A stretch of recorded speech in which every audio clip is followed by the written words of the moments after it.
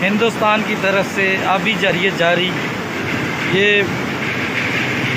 दरिया में पानी का बहाव कम से कम 20 से 30 फुट ज़्यादा कर दिए गए।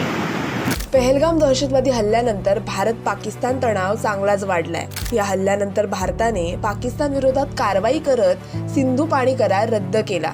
यामुळे एकीकडे संपूर्ण पाकिस्तानचे लक्ष सिंधू पाणी कराराच्या मुद्द्याकडे लागले असताना दुसरीकडे झेलम नदीच्या पाण्याची पातळी वाढल्याने मुझफ्फराबाद जिल्ह्यात पूरजन्य परिस्थिती निर्माण झाली आणि लोकांमध्ये एकच गोंधळ उडाला। यामुळे येथील प्रशासनाने वॉटर इमर्जन्सीची घोषणा केली। भारताने पाकिस्तानला न कळवता झेलम नदीचे पाणी सोडले आणि यामुळे ही परिस्थिती निर्माण झाली असा आरोप आता पाकिस्तानकडून करण्यात येतोय।